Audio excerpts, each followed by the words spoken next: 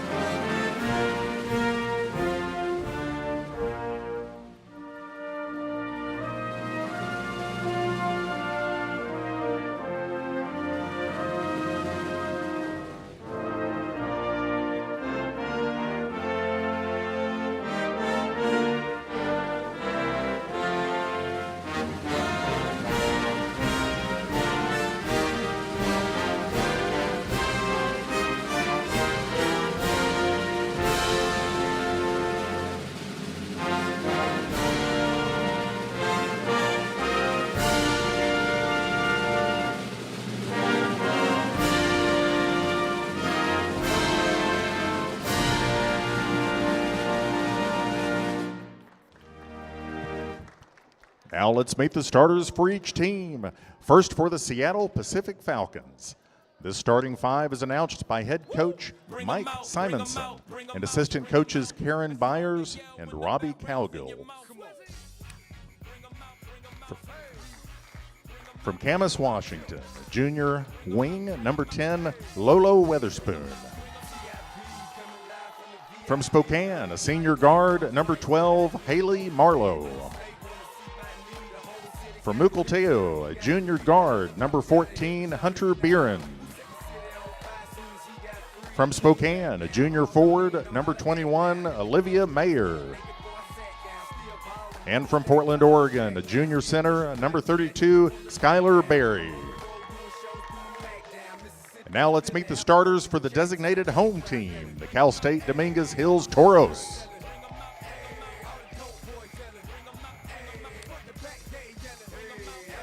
From Wilmington, Delaware, junior guard, number 2, Joel Benoit. From Hesperia, California, sophomore guard, number 4, Kylie Edgar. From Ladera Ranch, California, sophomore guard, number 10, Hosanna Walker. From Ventura, California, junior forward, number 13, Kylie Galick. And from Lakewood, California, junior forward, number 23, Asia Jordan. This game will be officiated by the referees Aaron Haugen, Luke Wira, and Justin Serber. Let's play basketball. So good evening and welcome back to Day 2 of the 2023 Veterans Day Classic here on the campus of Western Washington University's and Hill, joined alongside Butch Kamina. Two teams going at it, Seattle Pacific and Cal State Dominguez Hills. Both lost their games tonight, so one of the two teams is going to pick up their first win of the season here in this one. Yeah, unintentionally, this becomes the consolation bracket of the tournament. Seattle Pacific fell to Cal State LA 79-54, and Cal State Dominguez Hills fell to Western Washington, the host, 70-47. And if it sets up a consolation bracket game, it also sets up an unofficial championship bracket game later on tonight between the Vikings. Yeah, maybe and the Golden Eagles. Looking at the schedule initially, not enough games to be considered a tournament, but now since it worked out the way it did, maybe kind of we hold it in our hearts a little bit. It's all fallen into place. Playing for third place here tonight, I guess. Something like that. Tip-off about to get underway here on Vikings TV. SPU and Cal State Dominguez. SPU starts off with it. Seattle Pacific handling the ball to start for them is Hunter Beeran. Same starters for SPU out there tonight that we saw last night in the game against Cal State LA. Olivia Mayer in the corner, working in the first possession here for either side. She's trapped on good defense, feeds it down to Skylar Berry in the post. Berry has to kick out. Weatherspoon pass is tipped. Edgar putting on good pressure. 5 seconds on the shot clock for the Falcons. Behind the back, Mayer got to put up a shot here. It's tipped loose, and that's a shot clock violation. A great defensive possession for Cal State Dominguez Hills. Is that ever a lift when you can get a shot clock violation on the opening possession? It sets a tone, doesn't it? Most teams should have a game plan for their very first possession at least, so to be able to shut it down right away, the Toros are feeling nice, and they're on offense here first. Toros working with Kylie Edgar up top. She drives to her left, kicks into the corner. Cal State Dominguez with a new starter tonight. Kylie Gallick is out there, driving Asia Jordan off the glass and one to start it off. Asia Jordan, the leading scorer for the Toros last night with 15 points. Also had a team-high 8 rebounds. He had two changes tonight. You see Gallick out there and also Kylie Edgar starting. Exactly, Kylie Edgar and Kylie. For Penner and Goldsmith. The two Gallicks. Gallick and Kylie. This is a team that, that we talked last night about missing a couple of starters. Most critically, Nala Williams, but at least one other, and maybe even a couple that you could identify. This is a team that by the end of the year is going to be very good when they get everybody back. Long season ahead of them. It starts here. These first 2 games of their entire season being played away from the home court in a neutral site. Olivia Mayer for the Falcons. 10 on the shot clock for SPU.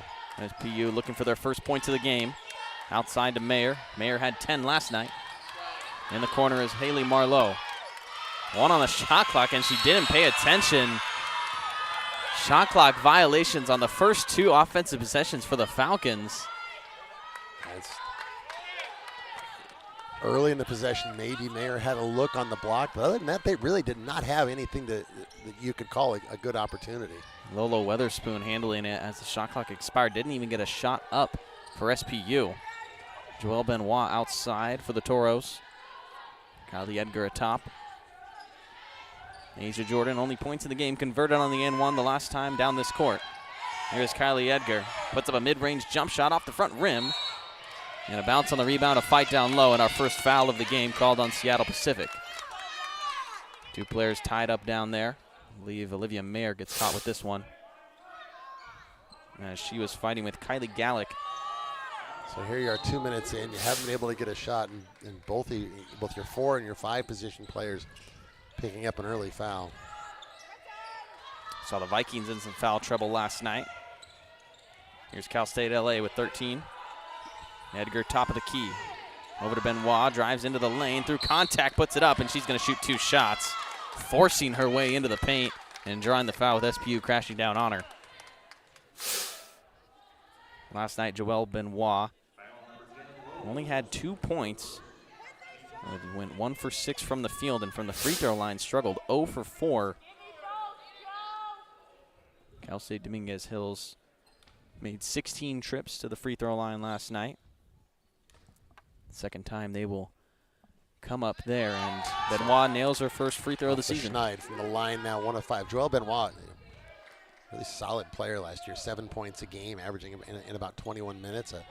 A part-time starter for an outstanding Toros team that went 31-3, reached the national quarterfinals. And for a team that loses heavy guards like Dejanay Poland and Danielle Lair, they're going to need someone to step up. Joelle Benoit slotted into that starting position. Nailed both free throws, so good improvement from her from there. Cal State Dominguez Hills up 5-0 early. SPU breaks the press into their own side now. Into the corner to Beeran with a jab step to her left. Feeds it down low, Mayer, but the pass is out of bounds, and a turnover for SPU, struggling offensively here. Have not put a single jump shot into the air, and we're nearly 3 minutes through. Not a jump shot, not a lay-in, not a hook shot, not a heave. Even. Nothing. Miscues on offense. Cal State Dominguez Hills looking to capitalize on another one. Down low. That is a good shot by Benoit, but just off the back rim. SPU on the rebound, and they turn to transition. Beeran handling up the court. Hunter Buren hands off to Mayer. Mayer driving to her right side, stops for the mid-range jump shot and buries it. I've seen enough of this. I'm pulling this. You know, and she was the primary scorer at D3 Whitworth last year at 17 a game. So somebody who knows how to get a shot off when she has to. Had 10 points last night on 5 for 11 shooting. Benoit from the corner. Got it from 3. And already a very good start for Joelle Benoit. Benoit did not attempt a three-point shot last night. Goes 1 for 1 already in the first quarter. Marlowe has to push it across in a 10-second violation. Another violation on SPU. 30 seconds. Shot clock violations, and now the 10-second violation could not advance it up the court. The clock has not been the friend of the Seattle Pacific Falcons so far. It has not, and I think they need to pay attention to their foe, the clock, a little bit more. Just some mental errors on the SPU side. Asia Jordan swinging to the corner. Goldsmith out there for the Toros. Three-point jump shot. Hosanna Walker off the front rim, rebounded by Kearns. Kearns freshly checked in, pushes it up for SPU, leads pass down to Buren. Buren inside, right-handed, makes the layup. Get out. Ooh, and Kylie Edgar is shaken up after the play. Looks like a lower leg injury with the ankle. And she's going to fall down, so my time is called by the officials here. I think the official said to her, like, you got to go down for me to stop the game. And halted all her progress to try and get over to the bench. Some sort of. So she will hop off of the court, and a new substitution will come in for her. Kylie Edgar last night played 24 minutes off the bench.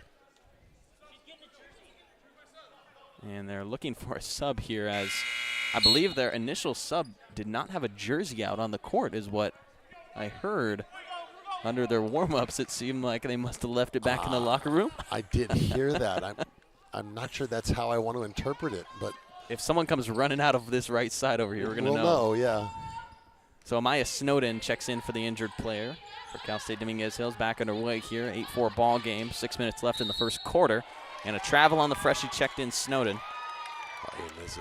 This is harsh for the Toros, who, as we said, have already, experienced some players not being available with injuries and things, and now Kylie Edgar gets a start tonight, and the team's off to a good roll, and immediately she turns something with her right leg. Edgar had a good night all over the floor. 4 points and 5 rebounds. Good trap on the side. Skylar Berry, though, gets it for SPU, kicks it back top of the key. Buren with a jab step, driving to her right side now, settles, turns around, looking far side, gets Kearns in the corner. There's a three-point jump shot off the front of the rim. Toros with the rebound, and they settle. Goldsmith pushes the pressure up now. Cal State pushing it down right side, step through and fouled. That'll send Kylie Gallick to the line. There is just, see the little step through there. There is just no space for the Falcons to do anything. Dominguez Hills is in them tight, in their grill. And, we saw last night Cal State Dominguez Hills trying to put the pressure on the Vikings. Vikings did a good job breaking through it early and forcing easy, quick baskets on the offensive side. SPU has been forced to wait to get into their sets. Yeah. And have been pushed to the end of the shot clock every time. And once they've gotten into the half court, except for Mayer finding some space. And they did get a 3 at the end of the clock last time, but that was again after about 10 or 15 seconds. Yeah. Sustained pressure in the half court. Full court pressure here looks to be man-to-man. Marlowe back in for SPU. They get it passed with Meyer. Weatherspoon on the right side, going to pull it back. Gives it to Mayer in the corner, who drive to the right side on Snowden. Try to kick it far side, stolen by Malia Goldsmith, right in the passing lane. Goldsmith with an outlet pass up to Walker. Hosanna Walker with a 1-2 into the contact and makes it cleanly. Did she get away with the travel there? It was a good finish regardless, but it sure looked like an extra step. We'll call it a gather. We'll give it. Yeah, that works. Either way, timeout on the floor, SPU side. Cal State Dominguez Hills up 12-4 when we come back.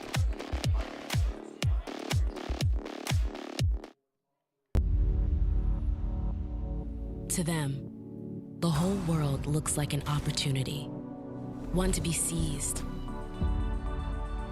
built upon, and made better. for their sport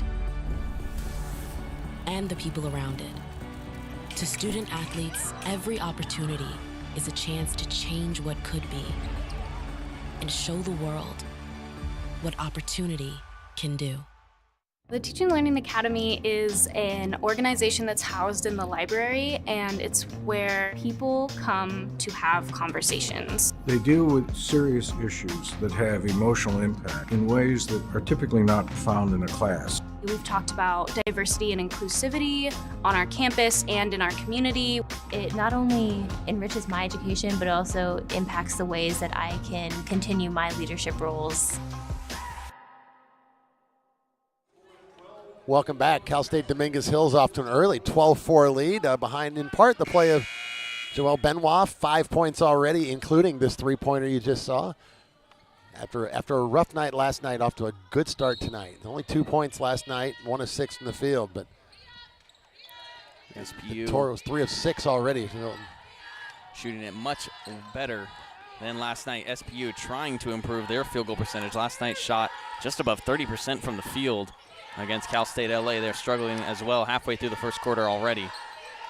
Kearns dishes it down low. Barry fighting for position, dives onto the ground, and a jump ball after the hustle by Barry to get the loose ball, but it will turn over to Cal State Dominguez Hills. I like the way Amaya Snowden plays post defense. Really works hard to fight for position, to get around, take away that passing lane. They have not been able to find Barry down low yet tonight. Outside, Hosanna Walker at the elbow. Snowden outside, hands it off to Asia Jordan, fumbles it, gets it back. 13 drives in, kicks it back outside. Here's a three-point jump shot. Malia Goldsmith is way off, and that one will fall out of bounds for the Falcons. Goldsmith had a year in junior college where she averaged 18 points a game, so she is was a D1 recruit at Cal State Fullerton before that. Missed most of last year, I think, with a knee injury. Did not play any action last year. Comes Still back. trying to find her way. Yeah, last night, 2 for 15, not the night that she wanted. 1 for 5 from downtown as well. There's a turnover. Lolo Weatherspoon led Barry a little bit too far, and it's out of bounds. 4:09 left in the first here. Seattle Pacific, 3 shots, 7 turnovers. That is a rough start. Not the ratio you were looking for if you're head coach Mike Simonson. Here are the Toros on offense with Asia Jordan handling atop the paint. Gallick on the wing has to swing it around, looking to penetrate down low. They tried to get it to Walker. Double team gets it. Kearns handles a steal. Outlet pass up to Lolo Weatherspoon. It's a 3-on-2. Gives it to Olivia Mayer with the body in front of her and makes the layup.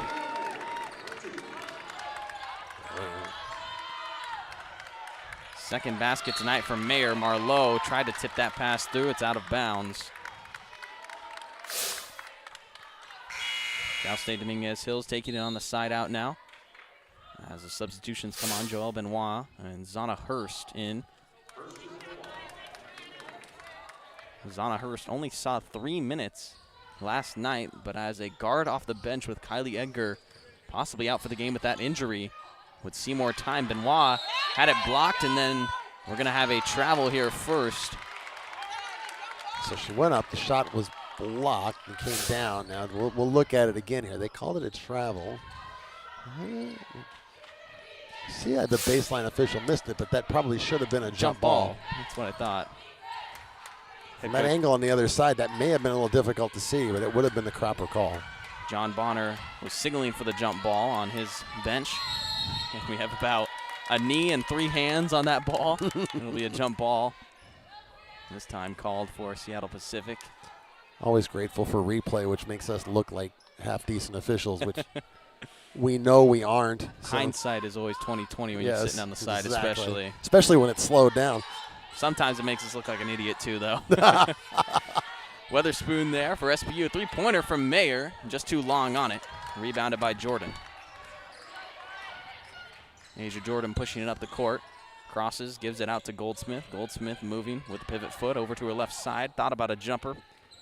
Benoit now swings it over. Donna Hurst thought about a 3-pointer. Back out, Hurst. Too strong on it off the glass. Rebounded by Mayer. Handling now Lolo Weatherspoon. She had 8 points last night. Kicks it into the corner. Kearns for three. No good. Off the back rim. That one's tipped. Mayer trying to handle, gets it pokes loose.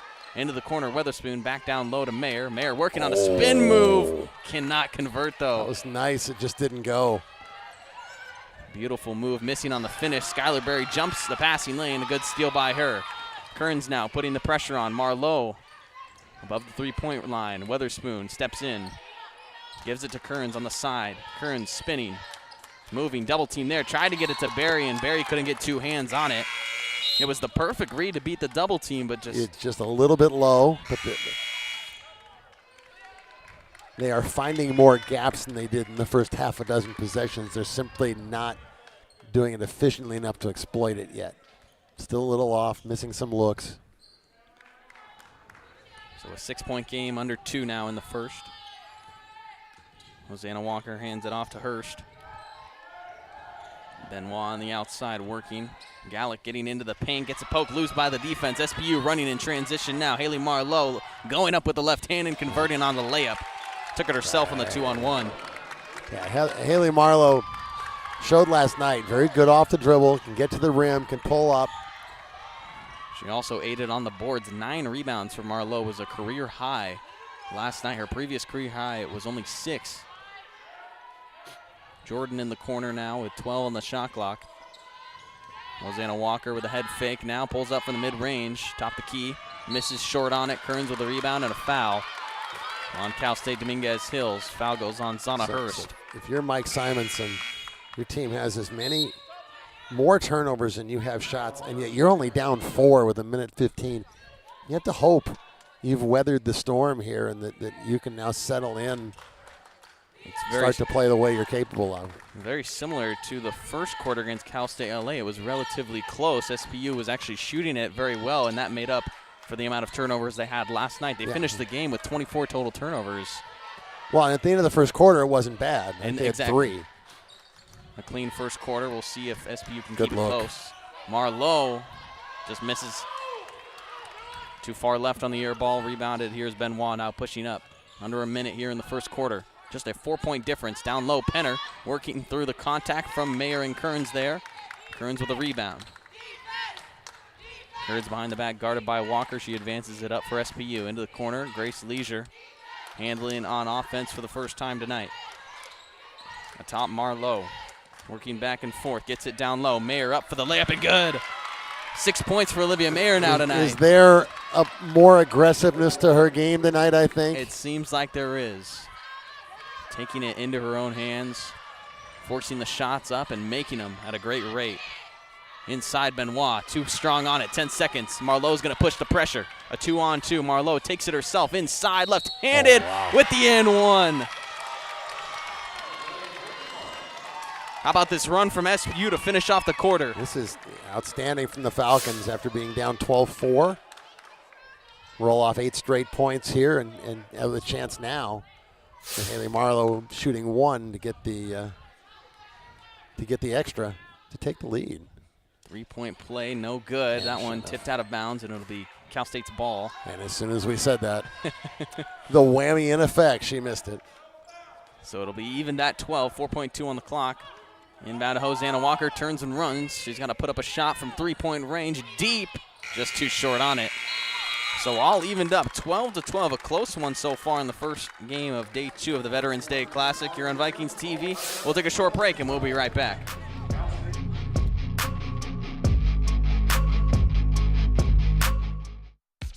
I would summarize my experience at Western as I was a guarded, nerdy kid who loved to perform, who allowed herself to put in the time and the effort to carve herself into something. Jump in the trunk, jump in the trunk, Okay. And whatever that was has led me to where I am right now, to be a fully realized woman. And I'm really thankful for the time and the effort that I put in for myself, because if I didn't do it, no one else was going to.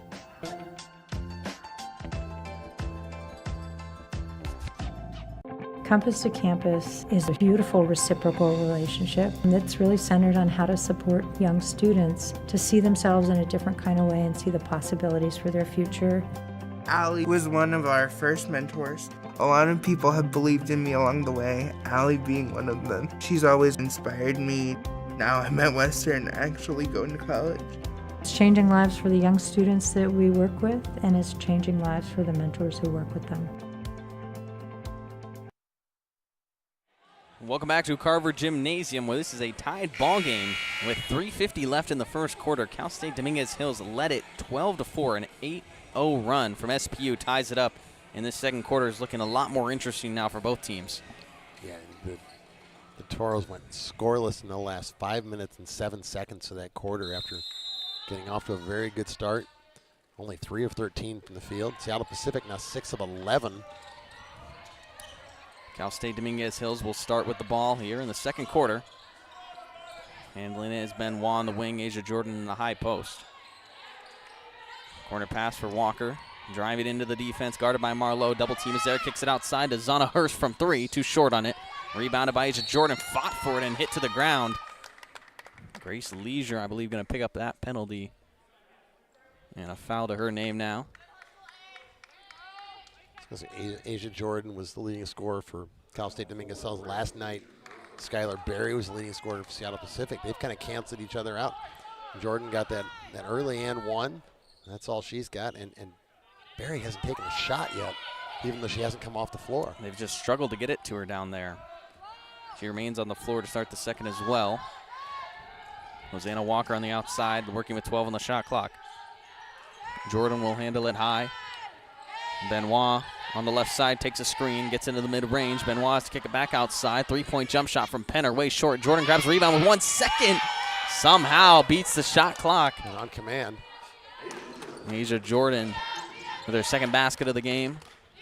And not even Rebecca Penner is going to claim that was a pass. It was definitely shooting to beat the shot clock, and yet Jordan able to grab the air ball and finish it before time expired.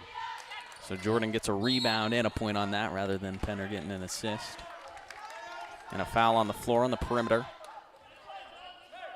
That one called on Penner on the outside. Rebecca Penner. Here it is again. And perfect spot. Oh, yeah. Jordan. Like Lorenzo Charles in the '83 finals, right? It's almost like Asia Jordan was sitting under the bucket waiting for it. Yeah, lack of confidence in Penner from the outside. Toros rebounded it, pushed up the court by Hurst. They lead by 2 now, 14-12 here in the second. They feed it down low, Asia Jordan. Kicks it back outside. Hurst, she'll try a three-point jump shot from the corner. Just barely rolls out, rebounded by Grace Leisure. Outlet pass to Olivia Mayer on the run, and Mayer gets herself a left-handed layup. Looks like a big Olivia Mayer game brewing up here for Seattle Pacific early. She's up to 8 already. 3 rebounds to go along with it. Inside, Hosanna Walker kicks to the outside. Benoit to try another three-pointer tonight. Rims out, Mayer with the board.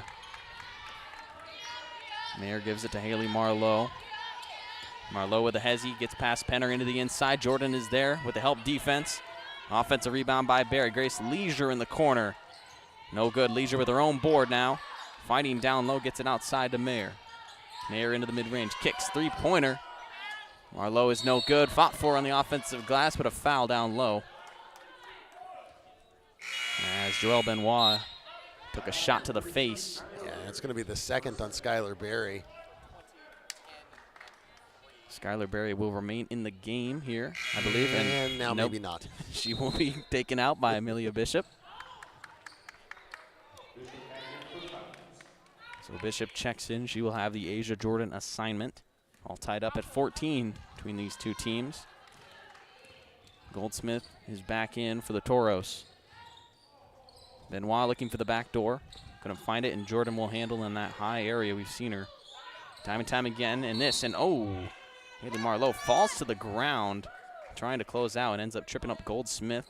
So Marlowe will have a foul on that one. Just lost her footing trying to beat Goldsmith driving left.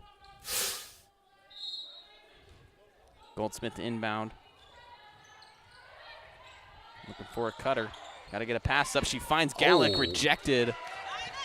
But excuse me, fouled on Grace Leisure. It was a good defensive effort. Almost got the clean hit on it. You can see here Gallick, just coming around on the arm from Grace Leisure. Picks up personal foul number 2. Gallic starting tonight's game after last night playing 21 minutes off the bench, in which she provided 2 points and 3 rebounds, but most notably 2 steals. She only got to shoot the ball 1 time. And she goes 1 for 2 from the line. Offensive board. And what do we got? I think she might have got it early. No, actually, it was a Seattle Pacific player that was in early, even though Asia Jordan was the one who got to the ball first. So even with the lane violation, SPU didn't get the rebound. I think it was Amelia Bishop. This is kind of harsh for the Toros. They had a layup, an uncontested layup, and instead they missed the free throw. Jordan fights for another offensive rebound and gets it again. Down low to Goldsmith. Layup is no good. Gallic fighting for it, keeps it alive. Grace Leisure in the passing lane, hits it out of bounds. Toros will keep it 19 on the shot clock. We are seeing people crash the board, the offensive boards, very hard tonight at both ends of the floor. Both teams even on the offensive rebounds so far tonight, 3 for each. Leah Goldsmith will inbound it. Asia Jordan comes off for the Toros. Grabbing her hip. Looks a bit shaken up, heading to the bench. Wow, they don't need another injury. No. Oh, my goodness. Hosanna Walker outside. Snowden is in for Jordan. They give it to Snowden, who hands it off. Benoit over Goldsmith on the left side. 6 on the shot clock. Pulls back mid-range. Jump shot is no good. Rebounded on the offensive glass again by Gallic. Her second of just his possession. Hosanna Walker backing down. Gives it to Gallic. Pump fake and puts it up for the good basket right there. Gallic now with 5 points tonight. Her first field goal after 3 free throws. 17-14 lead. Lolo Weatherspoon gives it over to Buren. Buren for the Falcons looking for someone. Olivia Mayer, they're going to swing it around. Weatherspoon with a jab step now to the right side. Goes in, fights some contact, and a block on the defense will give Lolo Weatherspoon 2 shots. Last night, SPU got to the free throw line 28 times. So far tonight, only been there once on an and one attempt by Haley Marlowe. Weatherspoon last night, 8 points, a lot of them early. After a really good start. Seems like last night in the game against Cal State LA, the entire first quarter was ran through Weatherspoon on those back cuts, as well as dishing out some assists to her side as well. Cooled down in the second half, had 8 points in the first half and then none in the second. She goes 1 for 2 from the line. SPU still trailing by 2. Toros here with Snowden. Mia Goldsmith on the left side directing traffic. Ball is poked loose, but regained by Benoit. Benoit has to reset with now 10 on the shot clock. Hosanna Walker with a crossover, puts her back to the basket. Ball is tipped loose. Bishop with a steal. Amelia Bishop does not have numbers on her side, has to slow it down, gives it out to Buren.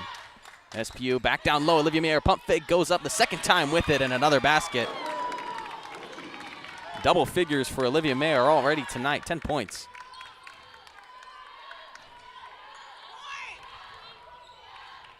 All tied up at 17 for both sides. Far elbow shot from Gallic. Rims off. Benoit was there, but more Falcons were there to secure it. Double team pressure.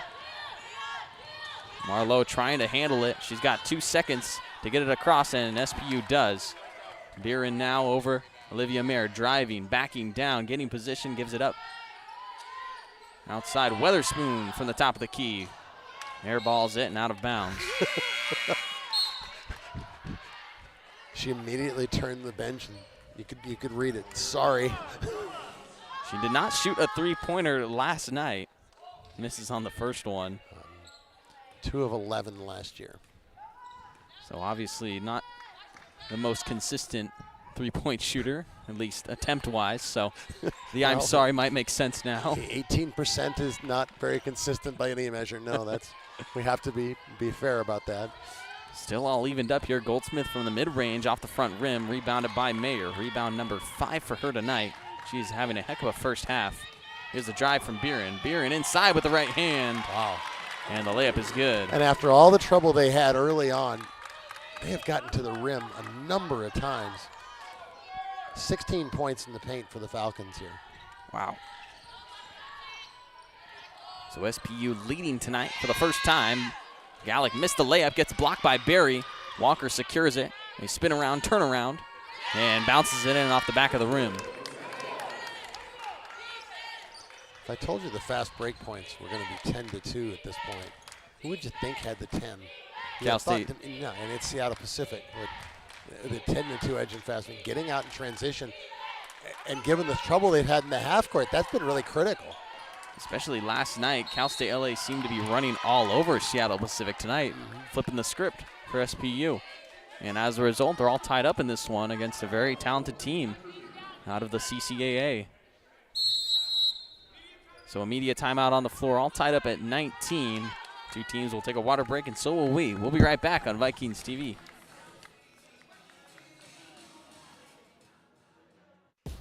It's important that what I do as a job is something that I find meaningful. I ended up applying to the cybersecurity program at Western.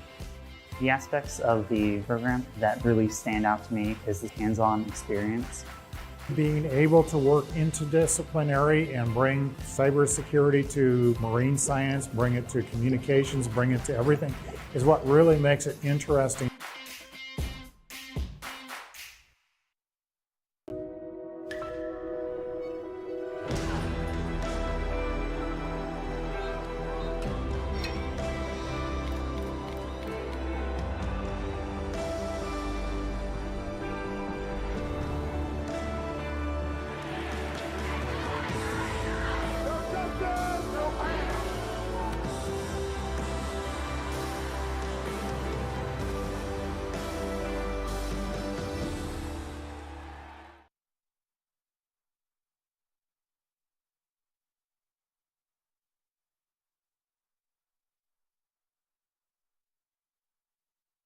Welcome back to Carver Gymnasium. A tight ball game so far.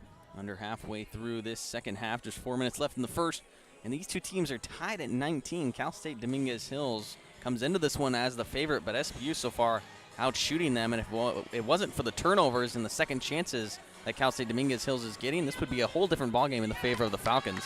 Yeah, Seattle Pacific came out and it was 7 turnovers and 3 shots at one point. Now it's 19 field goal attempts and 9 turnovers. So taking much better care of the ball and getting out in transition, getting some fast break lay-ins.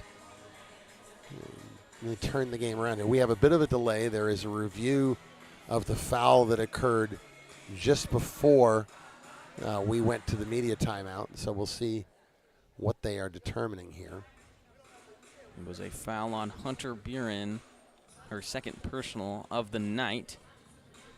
So they're going to see who gets sent to the line on the bonus on the replay. So for Cal State Dominguez Hills, so far they've been dishing it out pretty evenly between everyone. Gallic, Benoit, and Asia Jordan are all tied for their leading score with 5. On the other side of things, Seattle Pacific has really ran through Olivia Mayer, 5 for 8 from the field, 10 points and 5 rebounds, having herself a good night. But will she have that secondary help that she can dish it to when she doesn't have an open look and Cal State Dominguez starts to crash down on her? That'll be to see. Of course, it'll probably be called upon the duties of Haley Marlowe, but that's to be seen. Well, and Skylar Berry, who had 11 points last night, hasn't taken a shot yet. Right? Exactly. So, and with 2 fouls, may not return the rest of the half. The nature of this delay here is it was a foul. They need, because they're now in the penalty, need to determine who the shooter is, who actually got fouled. And it looks like we may actually have that now. Looks like I believe they're going to send Benoit to the line. Now Skylar Berry is on the floor with 2 personals for SPU, along with Lola Weatherspoon, Olivia Mayer. Kearns is out there with Haley Marlowe, and shooting it for the Toros is Kylie Gallic. Having herself a nice night after coming off the bench and being promoted to starter here in the second game of the season. Rim's in the first free throw. That rim, that soft rim. We were teasing Grant Dykstra a couple weeks ago that it added like 3 points to his career score average. Because one in his 20 shots ended up getting an extra bounce to aid him in some baskets. Grant is the second leading scorer in school history, so we'll take the home court advantage in that sense, I guess. But both teams get to play on that rim once in the game. Well, so. And the one at the other end is not exactly hard. I mean, it's they are very forgiving rims here at Carver. There's nothing wrong with that. You know, it's just makes it a little bit more entertaining, more points being scored. You haven't heard anybody come in here and complain about. I'm shooting it better. What the heck is happening? Yeah, well, more shots are going in. Players are not going to say anything. No. SPU on the offensive now. Down 2. Mayer from the mid-range. Tough jump shot is no good. Very confident. That one gets a board after it gets loose. She was going to leave, and all of a sudden the ball was behind her and turned around and got a lay-in. Scoring in every which way.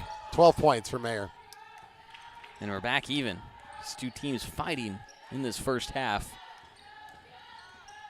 High post on the elbow. Asia Jordan looking to get it down low to Snowden. She does, but not before a foul is called on Lolo Weatherspoon, grabbing the arms of Snowden. And bonus will send Amaya Snowden to the line. Snowden last night, 4 points, 3 rebounds off the bench. Did not have a free throw attempt. Cal State Dominguez Hills had 16 total free throws last night, but that was only taken by 3 people. Joel Benoit, Asia Jordan, and Hosanna Walker. Everyone else didn't get to go to the line at all. Maya Snowden last year just played 18 games, even started 4 times, attempted just 9 free throws. Makes the first one. And the second one goes down 4, starts the season 100. Smooth stroke. Exactly. So now the 2-2-1 pressure, it looks like. We saw the Vikings beat this sort of pressure last night over and over again with the man advantage down the court. Falcons can get it through, and they will settle on offense with 20 on the shot clock. Marlowe driving to the left side, going up with the left hand and good. So it seemed like last night all of her work was on the right side of the floor. Tonight, 6 points, all on left-sided, left-handed lay-ins. I was about to say the same thing. Haley Marlowe with the left hand. Great minds think alike, do they not? Exactly, Butch. It's great to be here. We're here all week. And next week and the one after that. That's right. Through till March. Snowden hands it off. Goldsmith outside, 5 on the shot clock. Jab step 3-pointer. Too short. Mayer with the board. Number 7 for her tonight. She might have a double-double in the first half for all we know. She's in transition. Passes it. Marlowe with a jumper. Rims out on the bounce. Snowden picks it and goes in transition. Neither team trying to pull away late in this half. Gallick on the outside for Cal State. Goldsmith, the point guard for this team, had 4 assists last night. They're swinging it around on the perimeter. Walker moves into the right, pulls up from the mid-range, just rolls out. Kearns moving back and forth, guarded by Walker in the full court. Kearns gets a screen down to the right side, puts it up on the layup and draws the foul. She will head to the free throw line. Try and grab her first 2 points of this game potentially. She's 0 for 2 tonight with 2 3-point attempts. And Rebecca Penner checks in, as well as Zana Hurst for Cal State Dominguez Hills.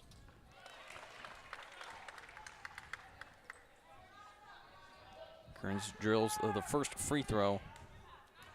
Last night against Cal State LA, Seattle Pacific struggled from the 3-point line, went 1 for 18 from deep, just a 5%. Tonight, 0 for 8, yet to hit a 3-point jump shot. But from 2, if we do the math here, they are 11 of 15. Exactly. So when you're still shooting over 40% without a 3-pointer in 8 tries, got to feel good about it. Something that Simonson said in a post-game interview about Seattle Pacific was that he felt like they took good shots, they just didn't fall down. And tonight, they're falling down for him. SPU has a 2-point lead with 1.5 minutes left in the first half. Zana Hurst on the perimeter. Goldsmith down low. Jordan turns around with the left and misses it off the double team from Mayer and Bishop. Bishop getting through the pressure. Kearns behind the back, a nice move. Haley Marlowe with 20. Into the corner to Mayer. Mayer moving to her left, gets a double screen. Up top, dishes it down low, a great pass No shot is put up, though, by Carlisle. Outside Mayer head fake into the mid-range at the elbow. Sets a screen for her teammate Marlowe. Marlowe crosses over, spins to the right side, and there's the right side layup this time. Oh, that was pretty. Looked like she was going to go left, and that hard spin back and put it up off the glass. That's a really nice move. 8 points for Haley Marlowe, and I think everyone has been on a layup. All of her points, I believe, on some good takes to the rack. That was an extended layup. Yeah, it's close enough. It was. And a big body from Jordan into the defense. Marlowe hits the deck. It's a nice effort. It's the right call. She came in late as Jordan had turned. Didn't quite get there in time. Just looked disrespectful with Asia Jordan knocking her to the floor. So now 29.7 on the clock. No shot clock for either side. Jordan going to the line. SPU up 4 now. Largest lead of the game for them. Jordan cuts that down with the free throw. Asia Jordan in the first half has 4 rebounds and assists and a chance at her 7th point here on this free throw. That she drills, and the lead is cut to 2. SPU, full court press from Cal State. Trap into the corner, back out to Kearns. Kearns hesitating, another double team on her. Marlowe is there, and they get it up to the SPU side. Kearns will settle as they try and hold for a last possession shot here. Kearns bounces it back outside, 14 on the clock.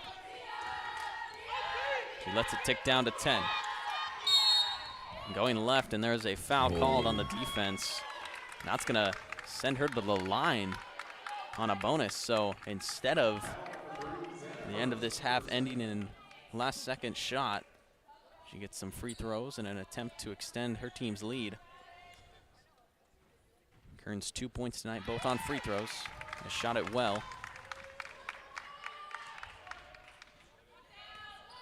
Seems like Lanique Kearns is looking to be one of their better shooters from the outside, but she misses that free throw, so makes just one. There's a 3-point lead, 5 on the clock. Here comes Jordan fast down the court. Carlisle's there. Jordan gets denied, and Kearns will just hold on to it.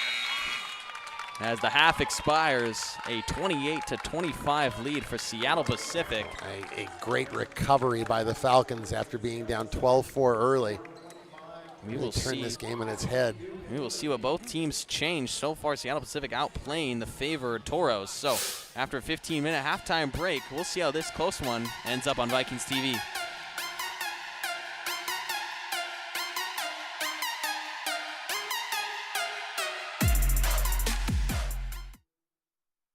For a Veterans Day video.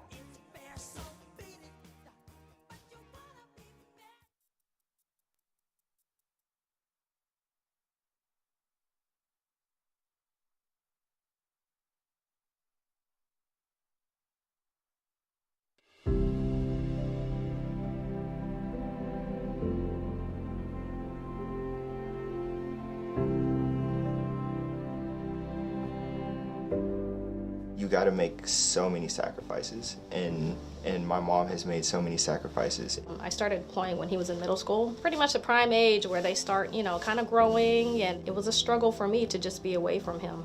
I'm going to be different than a lot of people. My mom has instilled in me discipline, self-control, and following rules, and so I live by what she's taught me. It gives me a different perspective, but I think it's all for the best.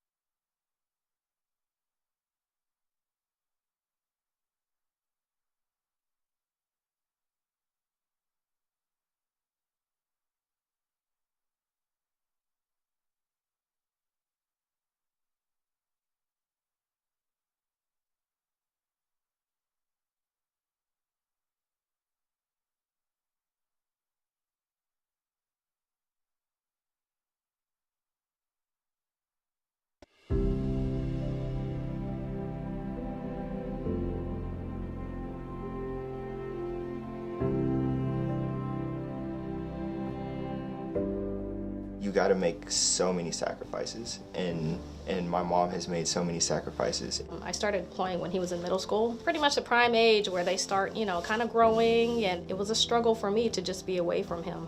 I'm going to be different than a lot of people. My mom has instilled in me discipline, self-control, and following rules, and so I live by what she's taught me. It gives me a different perspective, but I think it's all for the better. Wow. Tears? Oh my gosh, they're coming. Because I was so young, I didn't get the chance to really be upset by the fact that I lost my dad. He is focused. He doesn't get distracted, and he gets up and he goes, and that was his dad. He would make dinner before he went to work as a Marine. I think I'm working super hard. Then when I reflect on what my dad did and what my mom's done, I'm like, it's not even close. Even though there's things that happen where maybe I didn't fit in as much, and with being raised by a single mom, I'm very grateful for that. And my mom is like my best friend. It's hard to parent from halfway across the planet. That sucks. Yeah. So there was one thing he always told me that these situations and being gone for that duration is going to give me is you do the same thing day in and day out. You know how your day is going to end and you know how it's going to begin, and that should prepare you to be ready for everything. It worked out, and it worked out pretty damn well. Yeah. I mean, you're fully self-sufficient, dude. Which is what any parent wants. I don't want to be that dad, but I am just immensely proud of him. Happy Veterans Day to all the veterans. You all have always paved ways. I, as well as a lot of other people, are extremely appreciative for what you men and women do out there. Oh, I'm so grateful for the veterans. I'm so lucky to have been involved with veterans. Honestly, I don't know what we would have done without their support. I love you. Thank you. You're all my brothers and sisters. Thank you from the bottom of my heart. You guys have been a second family to me. To all the veterans, this Veterans Day, deep appreciation for all of us and what we do.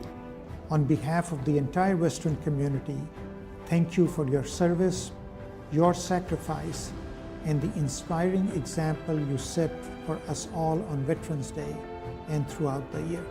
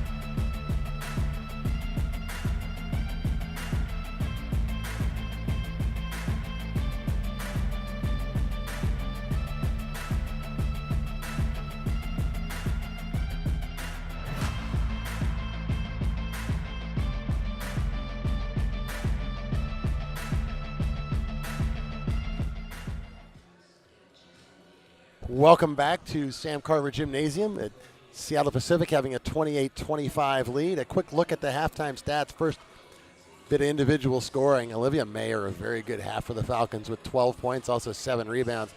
And the other big gun for them, Haley Marlowe with 8. At the other end of the floor for Cal State Dominguez Hills, Kylie Gallick and Asia Jordan, each with 7. The Falcons shot 50% from the field in the first half, 12 of 24. Cal State Dominguez Hills struggled at just 20%, 6 of 30. Neither team very effective from three-point range. Cal State Dominguez Hills 1 of 10. The Falcons 0 of 8. Dominguez Hills did their damage from the foul line, 12 of 13. And Seattle Pacific 4 of 7. The Falcons had a 20-17 edge in rebounds. Turnovers, a big story, 9 for Seattle Pacific. 7 of those in their first 10 possessions. After that, they were very good. 6 for Cal State Dominguez Hills. And we are ready to start the second half. So a Here with the play-by-play is Sen Hill. So a 28-25 ball game, getting ready to start our second half here. SPU will have possession of it first. Haley Marlowe handles it at the half. She has 8 points and 2 assists to go with it, as well as a steal. She's looking to feed Skylar Berry down low early. Berry working without a basket tonight. Down low, it's kick it back out to the leading scorer, Mayer. Weatherspoon gets it back to Mayer. Corner three-point jump shot, too short on it. Off a tip, rebounded by Gallick. Pushed up into the Cal State side. Benoit gives it out to Kylie Edgar, starting this half after leaving early in the first quarter with an ankle injury. Looks like she's going to test it out to see how it runs. Benoit inside with the right hand, too strong. Fought for and rebounded by Mayer.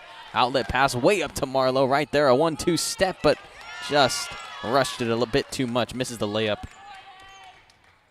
A rare miss from inside from Haley Marlowe tonight. She was shooting over 50% before that miss. Outside, Hosanna Walker. So far, Cal State is looking for that go-to scorer in this game. Skylar Berry with a defensive board. Cal State is led by Gallick and Asia Jordan with 7 points. Weatherspoon for SPU. She's working with just 1 point tonight on a free throw. Skylar Berry down low. Bodies in her face, throws it outside. Weatherspoon with a pump fake, driving inside, turns around, rips through, dishes outside to Marlowe. 10 on the shot clock to get it down to Berry. Puts it up with the layup and no good. First field goal attempt for Skylar Berry is no good.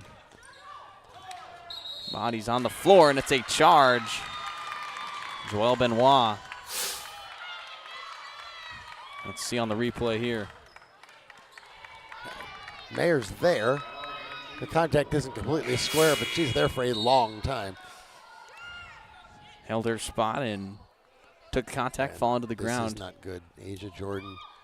We saw her come off a little bit. Bit of a hip, talking about her hip, and now trying to remember back on the bike. She was on the bike for a good chunk of the into the halftime period as well. Maybe just dealing with a bit of tightness. Can't get that thing loose. So Marlowe on the left side for SPU, up 3 points.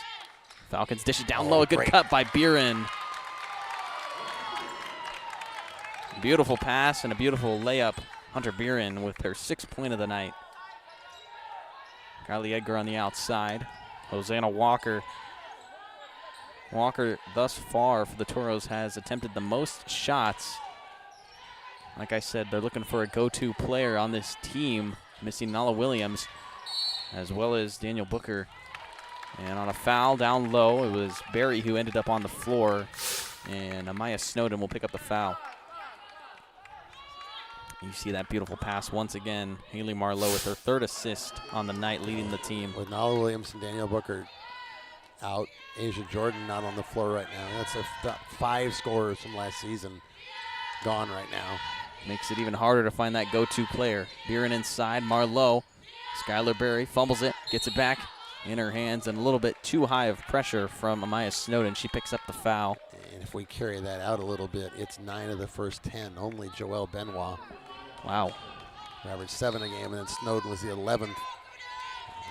It's just under 2. So that gives you a sense of what they're trying to work through right now. A whole lot of change in these first 2 games for Cal State Dominguez Hills, missing those pieces. Berry down low, and the layup for her 1st points tonight gives SPU a 7-point lead over Cal State Dominguez Hills. Benoit driving to her left. Gets the ball tipped loose by Marlowe, but secured by Walker on the top of the key. Outside to Snowden. Snowden guarded by Barry, hands it off to Edgar. Kylie Edgar trying to put on a move. 10 seconds on the shot clock for the Toros. Walker drives in, kicks out. Snowden going to try a three-point shot with Barry in her face. Might have taken a tip. Edgar throws it off the body of Mayer with the hurt ankle. Jumping out of bounds and keeping it to her team's possession. Yeah, the big leap and the presence of mind to knock it off of Olivia Mayer. You know, not many people are too big of fans of the throwing it off the defender, but it's a smart play. I've heard a lot of people that think it's a... Well, and you do it like that, where you're going for a rebound and you extend yourself to get there. That's just hustle. Marlowe driving, picks up a foul. Ignore the follow-up basket because it will be 2 free throws on the foul from Benoit with the body. Yeah, just to finish that thought down there. That's not cheaping your way out of a double team or something. No. That's making a real hustle play. So on comes Rebecca Penner as well as Malia Goldsmith for the Toros. Shooting free throws, Haley Marlowe. Haley Marlowe has done a good job in transition, as the entire Falcons team has, and a big part of that has been in Lanique Kearns as well as Olivia Mayer. Mayer has 8 rebounds, Kearns with 5. Every single defensive rebound that they grab, they're instantly turning it. And they're beating that pressure that when Cal State Dominguez gets set, it's hard to get through, and then SPU has struggled getting an offensive set. Jump ball on the hustle by Marlowe. It will be Cal State ball. Off of the missed free throw. So an 8-point deficit for the Toros with 6:30 left here in the third quarter. Trying to avoid an 0-2 start to their season after coming in ranked 11th in the preseason poll. Goldsmith steps back from three-point range, is too short off the left side. Barry will just let it go out of bounds. And the Falcons take possession.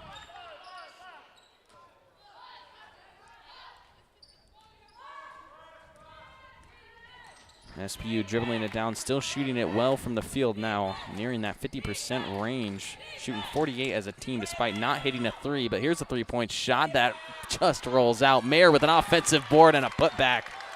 She's here, she's there, she's almost everywhere, Olivia Mayer. 9 rebounds for her, 14 points. This is what they expected to see from the transfer out of Whitworth. Snowden pushes off Barry and gets the call on an offensive foul. The second time she's taken a charge in this quarter. And John Bonner has seen enough. He wants a timeout. So a timeout on the floor. SPU up by 10 when we come back on Vikings TV.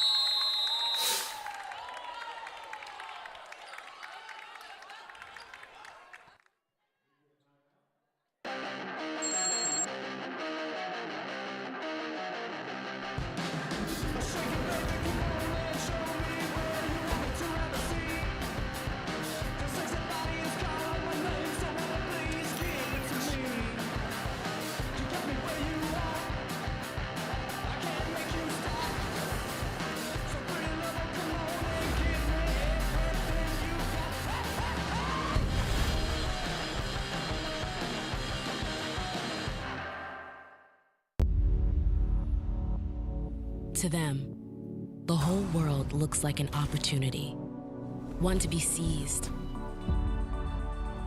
built upon, and made better for their sport and the people around it. To student athletes, every opportunity is a chance to change what could be and show the world what opportunity can do. Welcome back. You see the offensive rebound here is Olivia Mayer just having a great night. 16 points and 9 rebounds. 14 points and 9 rebounds, excuse me.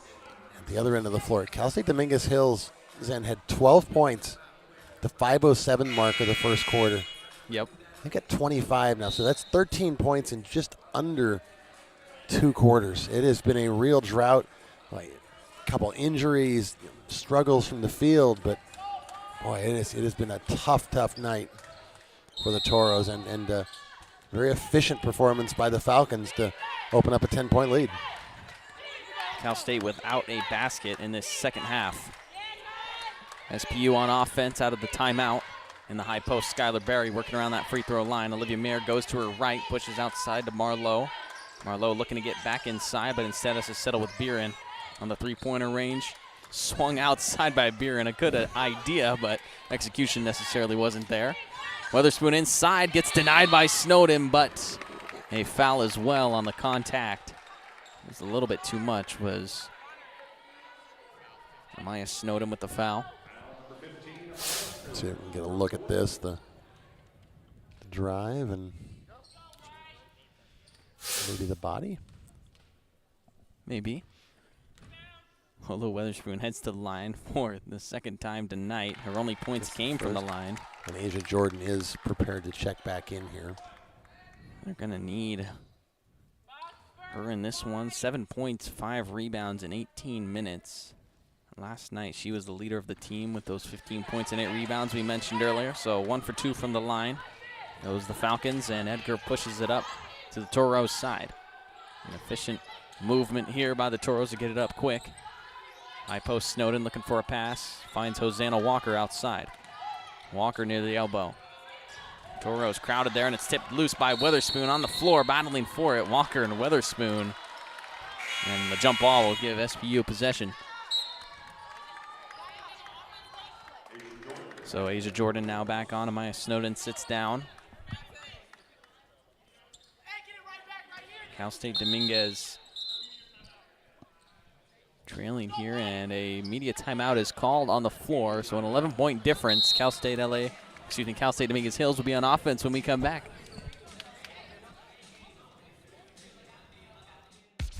I would summarize my experience at Western as I was a guarded, nerdy kid who loved to perform, who allowed herself to put in the time and the effort to carve herself into something. Jump in the trunk, jump in the trunk, Okay. And whatever that was has led me to where I am right now, to be a fully realized woman. And I'm really thankful for the time and the effort that I put in for myself, because if I didn't do it, no one else was going to.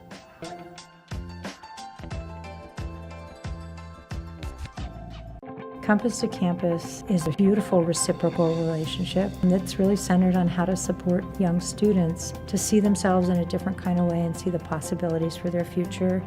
Allie was one of our first mentors. A lot of people have believed in me along the way, Allie being one of them. She's always inspired me. Now I'm at Western, actually going to college.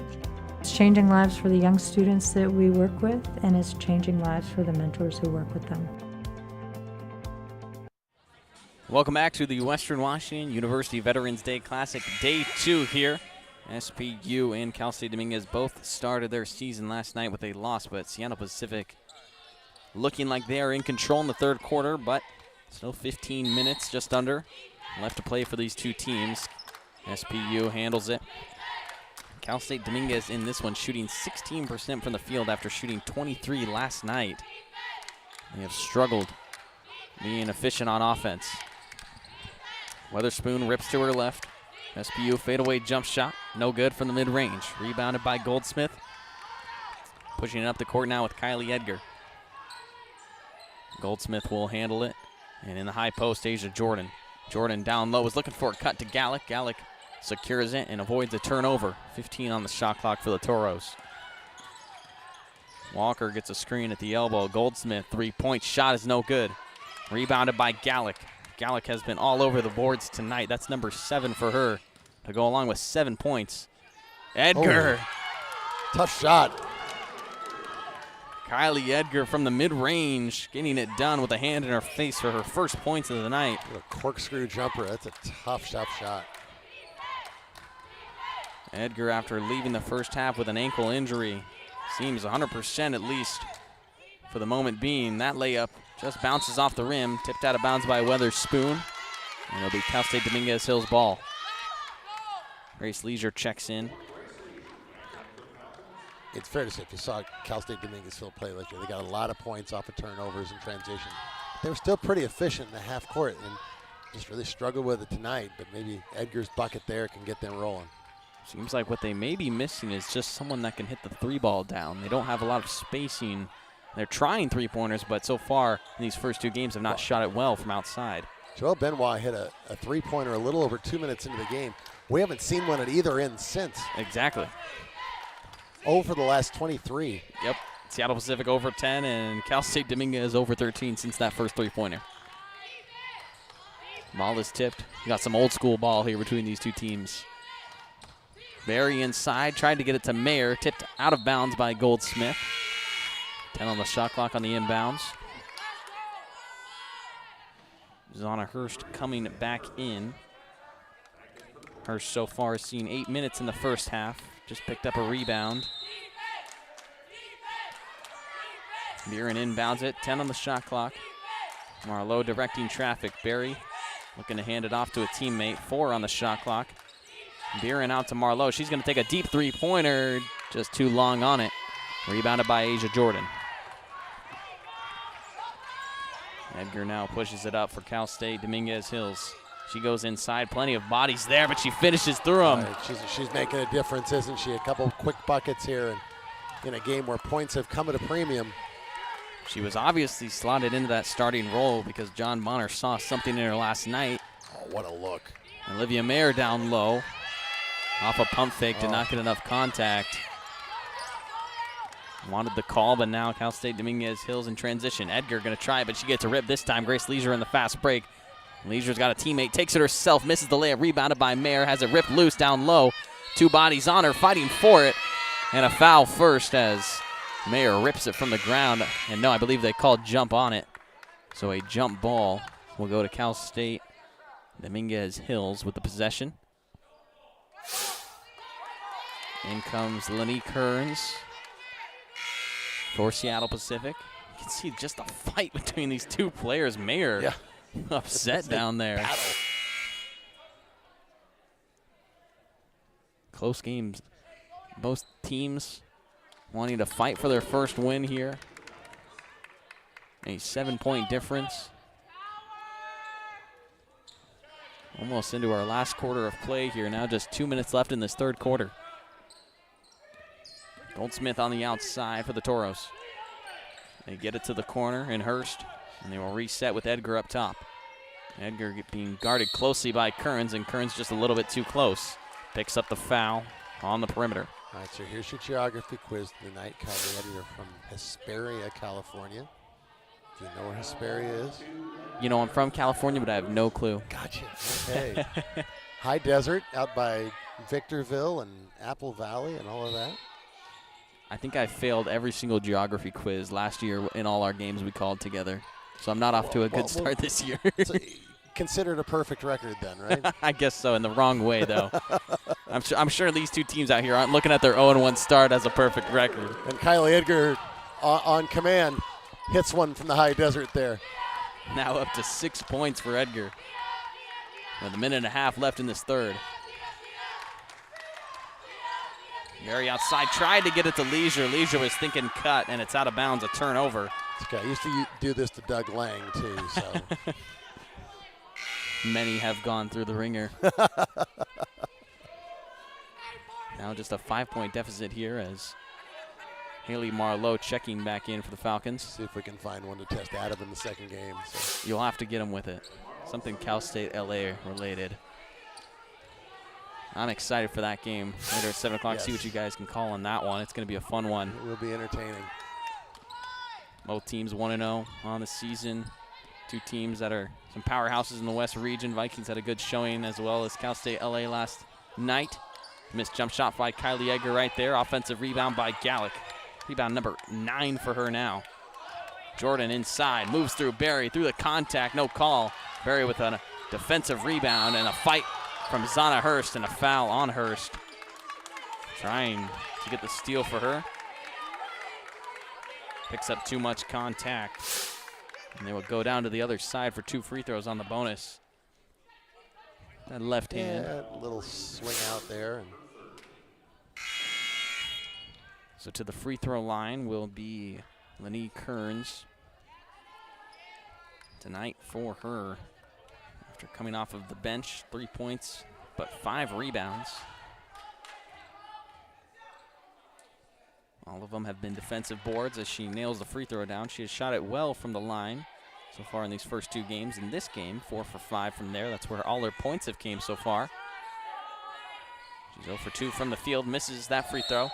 And it's dribbled out of bounds by the Toros. A mental error as Gallick and Asia Jordan were both there. They turn it over. Down 6, and they give the Falcons another possession with 1:05 left in the third. Weatherspoon to inbound. Gets it outside to Kearns. Catches with the left hand. Moving to her left. Haley Marlowe looking to get it down to Berry. Berry inside with a mismatch and moves through Gallick. Takes advantage of the height advantage and buries one for Skylar Berry. Outside Gallick, 3-pointer. She is fouled on it. Weatherspoon picking up a personal foul. Will send Kylie Gallick to the line for 3. Gallick tonight, 7 points, 9 rebounds, but 5 of her 7 have came from the line. She has attempted the most free throws this game, tied with Lanie Kurz. And in comes Jelena Carlisle. You can see tapping the hand what was Lolo Weatherspoon there, trying to contest the jump shot. So far from the line, Cal State Dominguez Hills has been very good. These are their first free throws of the third quarter, but are 12 for 13 up to this point.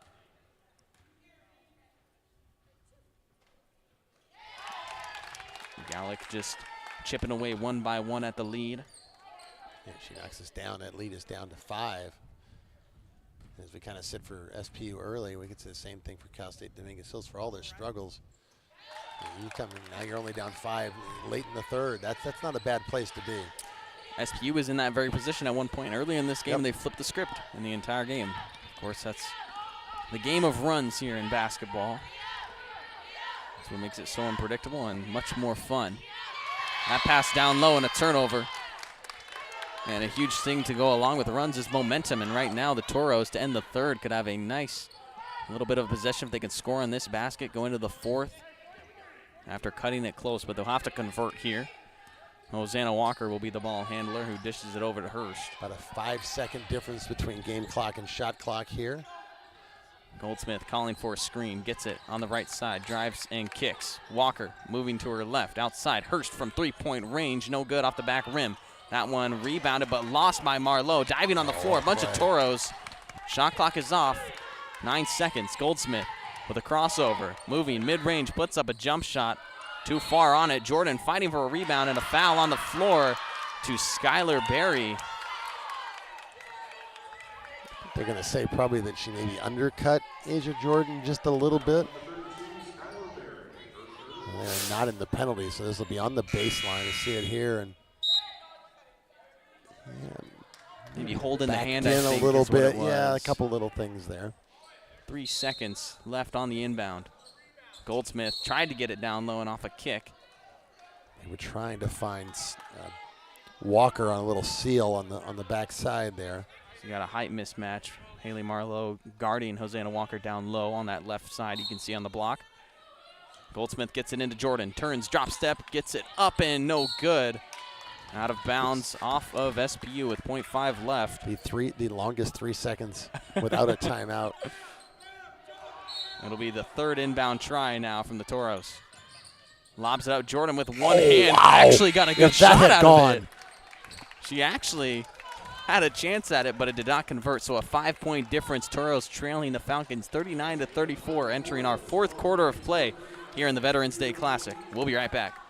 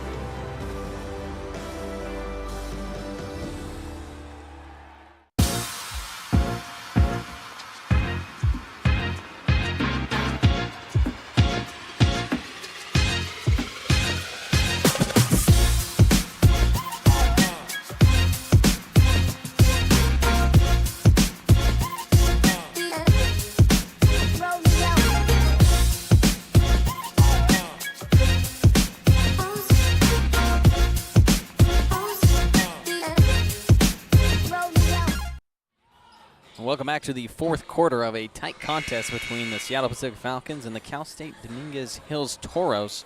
That third quarter was the worst shooting quarter for both teams, 28% by SPU from the field and 16% from Cal State. So in this one, Cal State was able to cut it to now just 5, so they're within striking distance. 10 minutes for them to try and change this game back to their favor, as it once did in the first quarter. SPU will have the ball to start it, and we're underway in the fourth. Hunter Beeren will handle it for the Falcons, looking for Barry, but it's tipped loose by Jordan. Now fast break. Asia Jordan dishes. Edgar with the layup on the right hand. And the return of Kylie Edgar has lifted Cal State Dominguez Hills. It has made an insane impact. 8 points now for her, just all in the second half, too. She has been taking what they are giving her, converting in this second. Showing aggression in a Cal State offense that has lacked that from someone on the perimeter. Inside, Barry up and under. Reverse layup is good for Skylar Barry. Now 6 points in the second half for Barry. She was held to 0. And the long stride to be able to go from about 4 feet to the right side of the basket, and in one step get that little reverse layup on the other side. That's impressive. Not 6'3" for nothing. Beeren tips it loose and has it. Outlet now. Mismatch 2-on-1 over the Weatherspoon. Weatherspoon back to Mayer. And she puts it in for the layup. Olivia Mayer. A double-double for her tonight. 16 and 11. The lead that was down to 3 is back to 7. SPU has come out hot out of the break. Benoit inside, looking for a teammate. Gallick lofts it over to her. Edgar on the outside, guarded by Marlowe. And they get a travel on Kylie Edgar. Picked up the foot too soon. It's that transition again. Good awareness by Weatherspoon. Yeah, just a little give, get it back.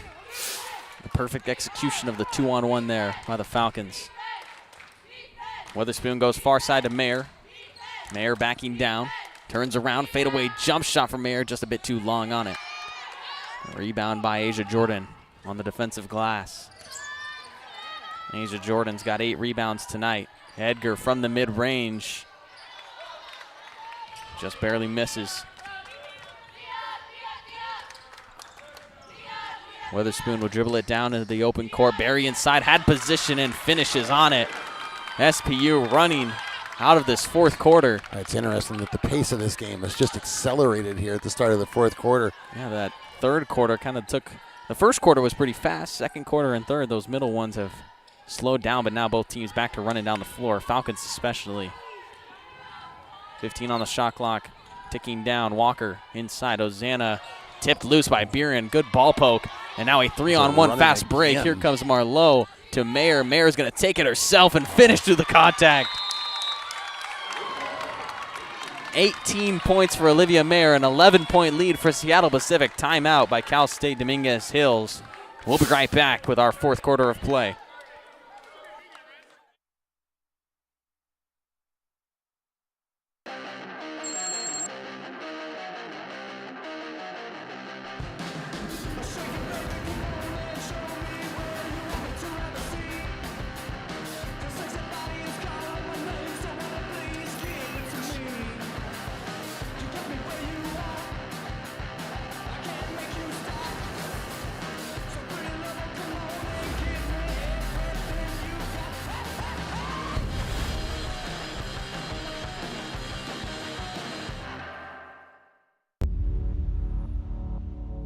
To them, the whole world looks like an opportunity, one to be seized,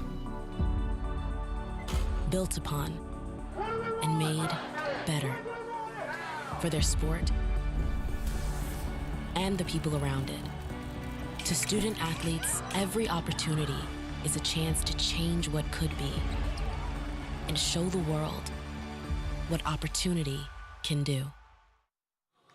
We welcome you back into Carver Gymnasium. 7:23 left in the fourth quarter. SPU started off hot in this fourth on an 8-0 run right now. And Dominguez Hills out of their timeout will try and answer to what has been a fast attack from the Falcons to start this fourth quarter. Yeah, the game's sped up considerably, especially for SPU. And Olivia Mayer getting out in transition, running the wings. And SPU now up to 15 fast break points to the Toros is 5. That pass is tipped and a steal by SPU once again, and they're running. Here they come. Biren looking. She stops, pulls up from the free throw line, just misses on it.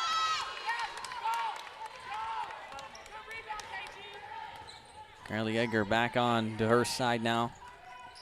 Down 11, high post, Snowden. Snowden and Asia Jordan both out there, trying to work with size. Goldsmith goes to her left, gives it back outside to Snowden. Snowden with a jab step now to her left side, breaks into the contact, and a layup is good. Oh, very nice take. Driving with the left, getting it back to the right hand to finish. First field goal for Amaya Snowden, now 4 points. Off of 2 free throws and a bucket right there. Biren settling and slows down the offense. Olivia Mayer on the outside. She's got 18 tonight. Marlowe splits the defense but gets it tipped loose from behind. Malia Goldsmith with a good poke. And a jump ball. Cal State Dominguez Hills takes possession on the good defensive poke right there by the senior Malia Goldsmith.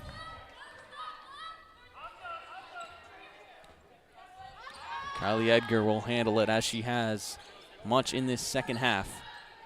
Snowden with a handoff to Gallick. On the left side, back to the top of the key with Goldsmith.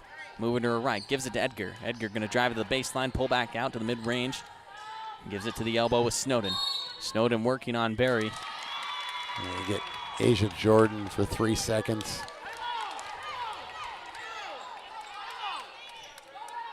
A bad offensive break for the Toros. Still down 9 here, approaching halfway through this fourth quarter. Time is running out on Dominguez Hills to close this. Mayer going to her right. Lolo Weatherspoon outside. Good crossover move, crossed over Jordan, who fell to the ground but missed the bucket. Oh, nice rebound by Mayer. Marlowe will reset it for the Falcons. 15 on the shot clock. She's got 2 options, goes to her left with the screen from Mayer, calls off the roll. Marlowe driving to the right side, turns around, kicks it back out to Biren. Biren fakes a jump shot, gets the screen from Barry inside to the right, under the basket, up and under, just short on it, but her own rebound is tipped loose by Goldsmith and out of bounds for the Falcons.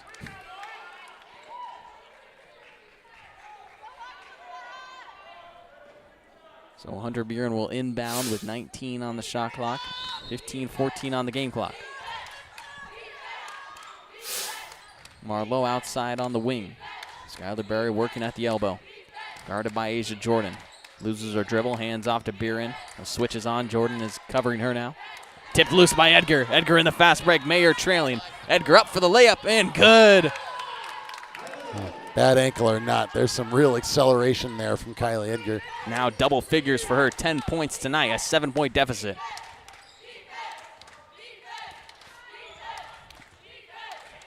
Olivia Mayer, leader of this Falcons team tonight. Backdoor cut from Biren. Does not put up a shot, instead kicks it over to Weatherspoon in the corner. Weatherspoon loses her dribble, gives it back outside to Mayer. Olivia Mayer is called for a carry on the hesitation move. A horrible turnover in the worst spot right here for the Falcons with Cal State Dominguez Hills in range.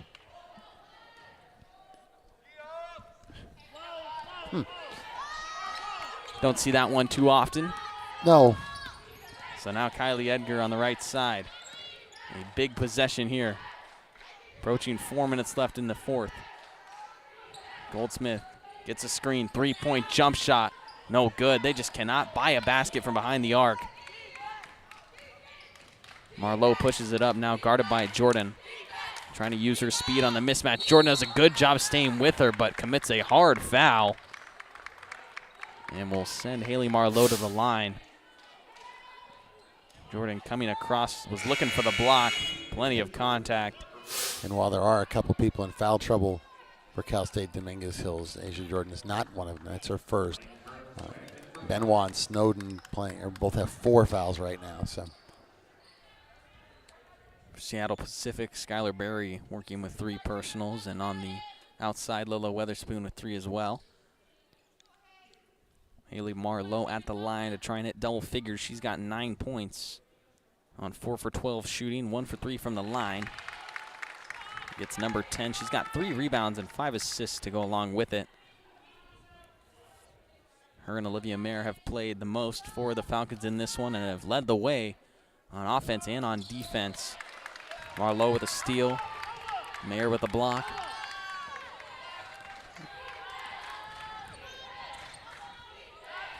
Nine-point deficit. Toros inside with Goldsmith, outside to Jordan. Snowden, they're working it around the perimeter. Benoit falls to her. Gallick inside.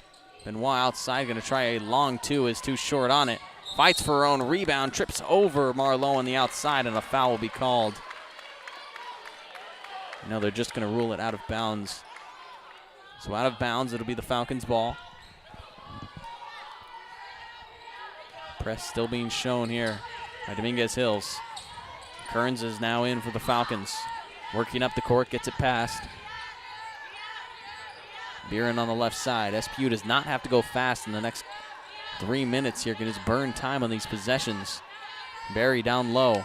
Gets it outside. Marlowe, pump fake. Resets, loses the dribble. Far side, Beeren for 3.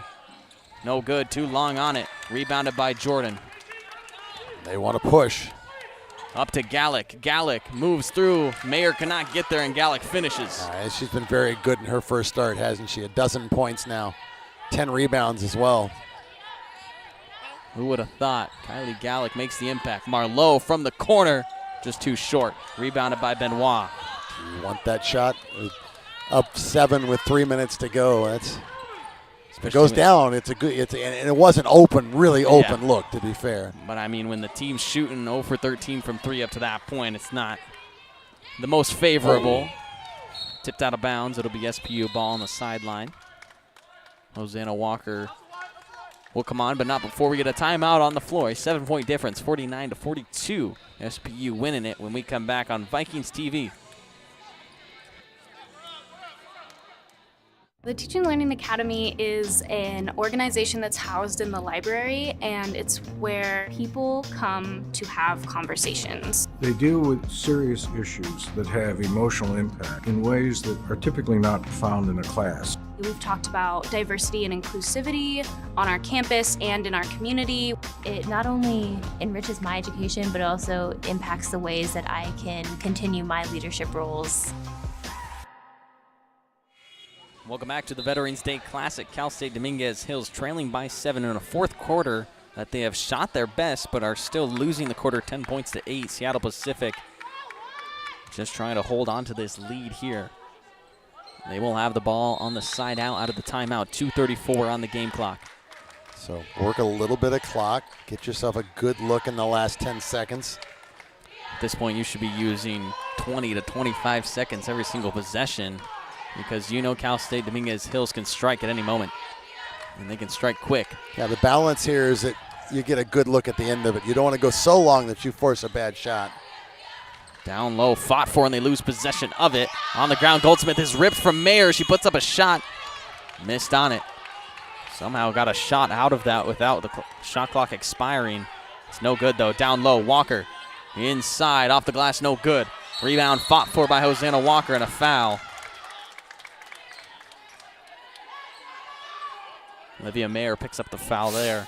That is the first team foul on the Falcons in the fourth quarter with just 1:57 to go, and Cal State Dominguez Hills just one foul as well. It's been a clean quarter from these two teams, lining up to a good finish. Inside, a great pass. Hosanna Walker pump fake and puts in the layup. Two defenders on her and fooled them both for the basket. So a timeout on the floor. We're going to keep things here, though, as Cal State Dominguez Hills just down 5 now with 1:53 left. So now the timeout allows you, first of all, to stop the clock, and now allows you to set your pressure. And this is something they do very well. This is part of their game, is to press. This is not a desperation thing for the Toros at all. They do this all the time. So now you figure out, set your best press. It gives you time. The timeout also allows you time to set it. See if they can get a trap here that forces a mistake from Seattle Pacific. Although they've only hit 1 3 tonight, it is still a 2-possession game. Oh, yeah. Only down by 5. A minute 53 left. If you can get a couple turnovers, there's plenty of time without a 3. You can do a lot of different things here. Marlowe will inbound for Seattle Pacific. She gets it to Beeren. They're going to trap her, and it's stolen by Jordan. Inside, Kylie Edgar with a floater and got it. Down to 3. Just what John Bonner wanted out of the timeout. They got the pressure. A great play by Jordan to save the ball on the baseline, and another layup. Witherspoon trapped on the right side. Witherspoon spinning around, lost control. Beeren has it. They get it way up court to Barry. Barry's got an open floor in front of her. What a good transition by the Toros defense, and now Seattle Pacific will slow it down up 3. See if they can get the ball into Barry here. Marlowe on the outside. Beeren's going to try a 3. Got it! Well, 1 for 15, but it's the right one, wasn't it? Your lone returning starter knocking down a late 3 to give you up 6. Couldn't be more clutch than that. Cal State Dominguez Hills trying to answer what could have been the dagger tonight. A good turn by Snowden. What a finish down low. So now the timeout game, Seattle Pacific's going to call the timeout so that they, inside a minute, they can advance the ball, not have to deal with the full court pressure on the baseline. A smart play right there from the head coach, Mike Simonson. 52 right now, 48, just 4 points. This is a really close game to the end. Some drama. You see this 3-point shot with 6 on the shot clock. Gets her looking. Said they can look at Barry down low, and she's got a great seal, and you're going, oh, man, you get a high percentage look here. And Beeren shows me what I know, just buried that 3. Beeren's 9 point of the game. She's got 2 steals as well and 2 rebounds. So Seattle Pacific will look to put in a basket here to make it a 3-possession game under a minute. It'll be a side out for SPU. Lolo Weatherspoon will inbound. So again, you have the full clock here. Probably want to work it down at least to about 35 if you can, so that you get the ball back, you don't have to shoot.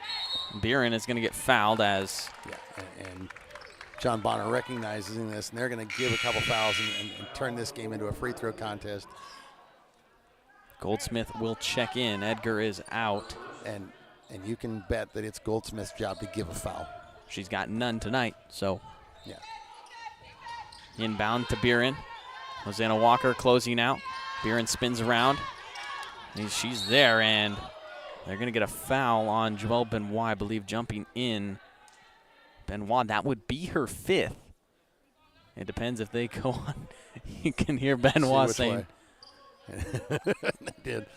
Gave her a break, I think. Joelle Benoit after that foul was called. Hosanna Walker, and they were both trapping. So it's high pass to Marlowe. Walker's there, and they're going to call a foul. Hosanna Walker, personal foul number 3. So now the next foul will be free throws. 20 on the shot clock. Could imagine that Cal State Dominguez Hills is going to foul here if they don't get a steal off the inbound. And yes, they will. Goldsmith will give one now. Let's see if Kylie Edgar comes back in after the, once they go to the free throw. Wouldn't be surprised. Beeren will head to the free throw line. Beeren tonight, these will be her first free throw attempts. SPU is 9 for 15 in the game, 60% from the charity stripe, and the first one is good. Each team with 1 timeout left. I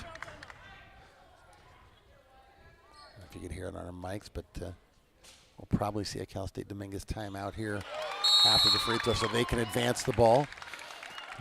Get that quick look, and this, let's see if this is a 30 or a full.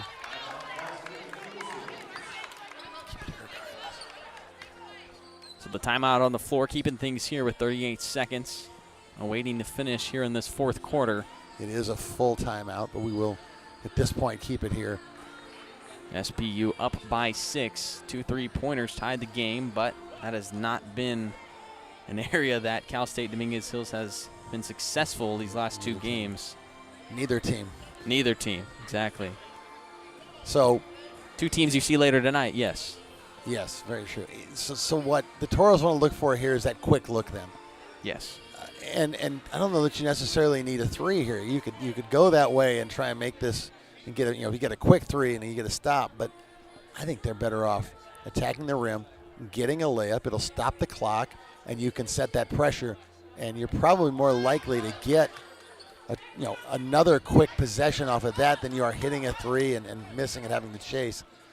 So if you can get them spread out and get a quick look here, something that goes straight to the rim is what I'd run. Yeah. I think if you're not going for a three-point shot, you've got to get a quick one inside with limited time left and down 6 if you're playing for the 2-point. So get something here designed where you can turn the corner and go to the rim quickly. You don't want to simply try to run a set here. And if you finish inside as well, you have people there ready to defend on the press. Absolutely. The inbound to Benoit. A huge press from Buren will pick up a foul. They've got fouls to give. Seattle Pacific's going to do it, and as we said, we got to the 1:30 mark, inside the final minute. Each team only had one team foul, so we're going to see a little bit more of that probably, unless you can get something where you can shoot right away, catch off the inbound and do something. You get it out to Hosanna Walker. Marlowe guarding. Walker in the mid-range going to try a jump shot. Rims out. Rebound Jordan inside. Going to try something there. Don't think she was rising up. And they're going to say she was shooting. Yes, let's see on the replay. The official on the far side. That's a good she's call. Rising. Absolutely a good call. And center referee picking that one up. Skylar Berry knew it. She reached in. Huge free throws here for Asia Jordan. She's 3 for 3 from the line tonight. Boy, now an even better opportunity to set your press when you've gone to the line. Asia Jordan, 11 rebounds, 5 assists as well for her. Expect to see somebody on the inbounder here. Cuts the lead to 4 for the Falcons. Benoit on the ball. Benoit and Walker trap, and they call a foul on Walker. Quick trigger there, and that'll send free throws over for Seattle Pacific. Bierney going back to the line again. She's 2 for 2 tonight. 11 points for Buren, 2 rebounds, 2 steals. Her team up 4. 30.5 seconds left. Nails the first one. Clutch free throw shooting.